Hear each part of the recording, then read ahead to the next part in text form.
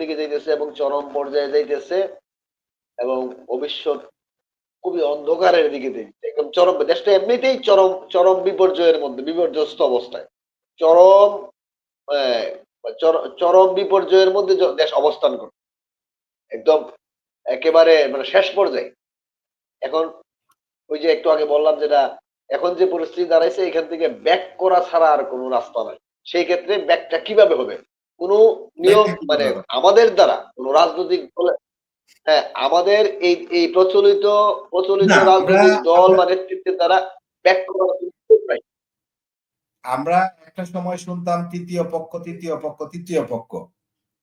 সেই তৃতীয় পক্ষ কিন্তু আসছে, বা তৃতীয় পক্ষের মাধ্যমে কিন্তু এখন দেশ শাসিত হচ্ছে, দেশ পরিচালিত হচ্ছে।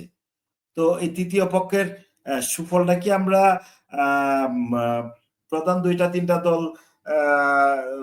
দলের যে ক্রাইটেরিয়া ছিল বা যেভাবে দেশ পরিচালনার মাপকাঠি ছিল, সেই তৃতীয় পক্ষের শক্তি, তৃতীয় শক্তির মাধ্যমে বা তৃতীয় শক্তির সাহায্যে কি আমরা সেই মাপকাঠিতে আছি, নাকি তার থেকে একটু আপগ্রেড কিংবা ডাউন, মানে কোন সাইডে আমরা অবস্থান করতেছি একটু যদি বিশ্লেষণ করতেন।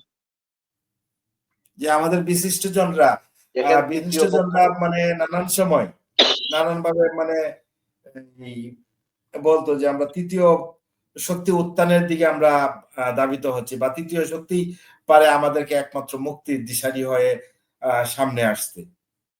আমরা মুক্ত ঠিকই হলাম, মুক্তি ঠিকই পেলাম, কিন্তু মুক্তি ঠিকই পেলাম, তৃতীয় শক্তির উত্থানও হলো, বা তৃতীয় শক্তির মাধ্যমেই এই আমরা এখন পরিচালিত হচ্ছি।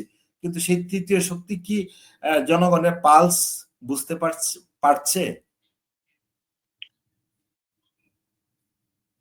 না, এখন এখানে যে তৃতীয় শক্তির কথা বলতেছেন, তৃতীয় শক্তি বলতে বোঝানো হয়, মানুষ বলতে চায় এটাই অব্যক্ত বক্তব্য, সেটা হলো মানে বাংলা মানে হিসাব তৃতীয় শক্তি প্রচলিত বলতে রাজনীতি, মানে তৃতীয় শক্তি বলতে বিএনপি এবং আওয়ামী লীগের বাইরে জাতীয় পার্টিও মাইনাস, জামাতও মাইনাস, মানে বড় দুই দলের বাহিরে যে দলটাই আসবে বা যারাই আসবে সেটাই তৃতীয় শক্তির উত্থান।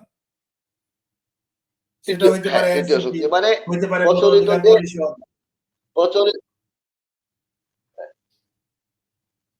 এই কথা নেই, মানে তৃতীয় শক্তি বলতে বোঝানো হয় যে যারা এখন প্রচলিত অবস্থায় আছে তাদের বাহিরে, মানে তারা ফার্স্ট পার্টি এবং ফার্স্ট পার্টি সেকেন্ড পার্টি